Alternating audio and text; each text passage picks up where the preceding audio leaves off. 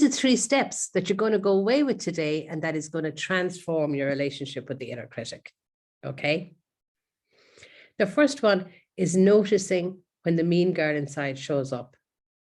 So often when we're stressed, the one thing we want to do is not notice, to stuff the feelings down, to run away from the feelings, to numb ourselves in some way.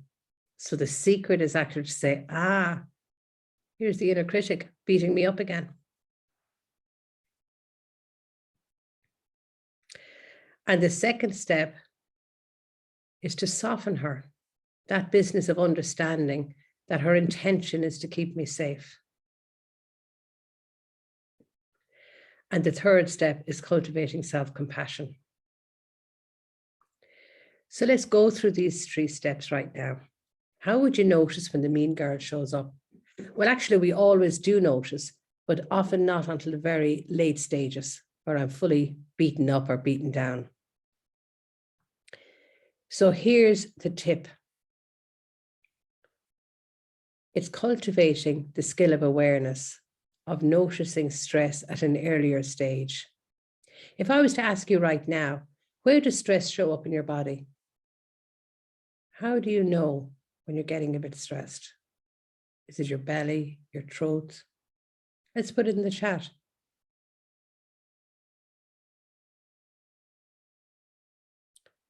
So noticing when stress is turning up, that awareness is the first step. And the more we get used to that step, the earlier we're going to notice the mean girl getting into action. And the earlier we get to notice the mean girl getting into action, the quicker we can change that. And so we don't get caught up in a big stress cycle. So noticing where stress turns up, noticing where it is in your body, and getting used to the idea of that awareness turning into, oh, I'm getting a bit stressed now. Powerful stuff. Sounds very simple, doesn't it? And do you know how we notice how stress shows up? It's that business of taking the pause. Just stopping, stepping back. What's here now? What's going on?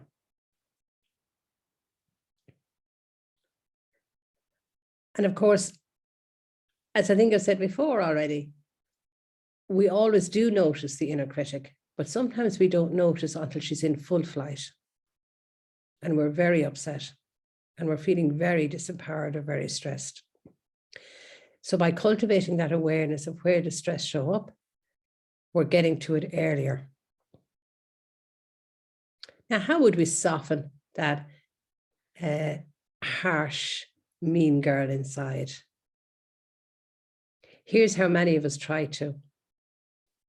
We fight her, we tackle her. Waste of time. It turns out our inner critic, that mean voice inside, is always going to be with us. So fighting her or ignoring her, we're wasting our energy. And in fact, we're increasing our stress. So the proposal is that we take the second step of softening her. How the hell would we do that? You might well ask.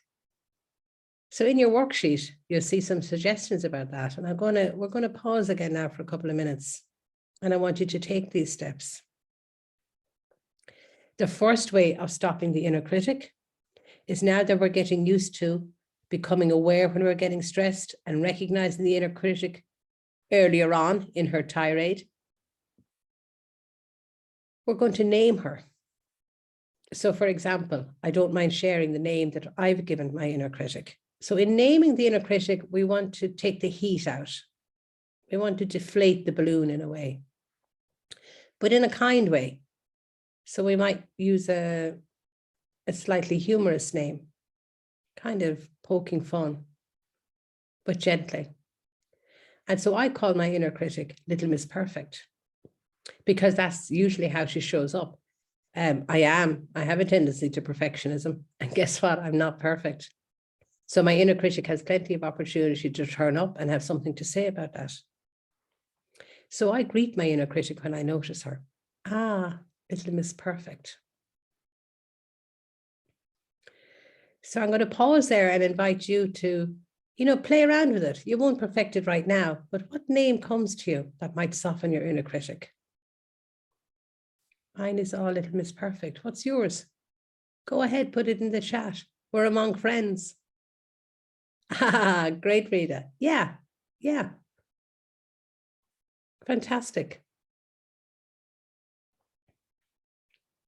And so every time I notice my inner critic, and sometimes I don't notice her until she's in full flight. Sometimes when I'm aware and in touch with stress coming into the body, I can catch it earlier. But every time I notice, early or late, I greet her. Ah, little Miss Perfect. And then here's a very powerful step in softening the mean girl inside. After greeting her, I thank her because I know her intention is to keep me safe. But I let her know that I'm okay now. So I use a form of words, just something like that. Ah, little Miss Perfect, thank you. I know you're trying to keep me safe, but you know what? I'm okay now. Now, I know this probably sounds really stupid, but believe me, it's evidence-based practice. It will absolutely transform your relationship with that mean girl inside. So I'm inviting you now to another little bit of work. So on your worksheet, just spend some time now. What would be your form of words? That might be very different than mine, but how would you greet your mean girl inside with a name that's kind of slightly humorous, but takes the heat out of things, and with a form of words or a few words or a sentence that gives her the message that actually I'm okay now. I appreciate you trying to keep me safe, but I'm okay now. So get something on that worksheet, because later you'll forget. And this teaching is going to turn the corner for you in terms of your relationship with that mean girl inside. Okay. And then the third step, really hard work for many of us women. And it's the step of cultivating self-compassion. And I'm going to give you one tiny thing. There are many ways we can cultivate self-compassion, and it is a journey. But I'm going to give you one sentence. And if you implement this one sentence, you will begin to build that muscle of self-compassion. So you know the way we judge ourselves when our harsh inner critic is in full flight? I'm stupid, I'm lazy, I should have, all that. So we're going to replace all that by every time we notice that we're really stressed, that the harsh inner critic has been active, that we've made a boo-boo, I've forgotten to do something, I said something stupid, I hurt somebody unintentionally, I promised my boss I'd have that report last Friday, it's still not on his desk, even though I spent hours watching Netflix in between. I'm going to beat myself up over that, right? So each time I'm in that place now, that I've made a mistake, I've done something stupid, I haven't done what I was supposed to do, instead of beating myself up, I'm going to use one sentence. How human of me. Now, even if that sounds dry and stupid and unhelpful to you right now, I want you to still use it. Commit to it. How human of me.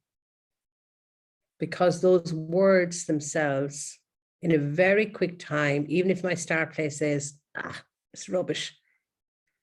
Nevertheless, in a very quick time, how human of me is going to already transmit some self-compassion right into the heart of me. It's softening the edges, it's soothing, it's healing, it's understanding, it's allowing me to be human. It's another evidence-based practice, so we know it will bring results to you. How human of me. So I promise you, I think that's written on your worksheet. Now, some people change the wording a little bit. Absolutely. In all that I teach, I say, you know, the best way for you to integrate this into your real life is for it to make sense in your real life. So if you have a form of words that suits your life better, by all means, use them. But the small step is every time you notice you're being a bit harsh on yourself because you've done something, you haven't done something, you've said something, you haven't said something. How human of me. Yeah, Joan, that's true. Joan is sharing that, you know, even hearing that, her shoulders drop a little. That's exactly what happens. Our physiology responds to those words. Our chemical messaging from the brain changes because of those words. So it might sound stupid or too simple, but actually it's not. So there's the teaching. We can shh the mean girl inside. And here's how. By cultivating the ability to notice stress when it's showing up. So we do that by knowing where stress shows up in the body, and then I notice it happening. So I'm catching it early. Even then, the inner critic will show up and start telling me that I'm stupid or lazy or whatever it is. So instead of ignoring that, instead of stuffing that down by self-medicating in some way with wine or food or Netflix or overwork or a lot of different ways, instead I'm going to soften that inner critic because I'm going to greet her by name.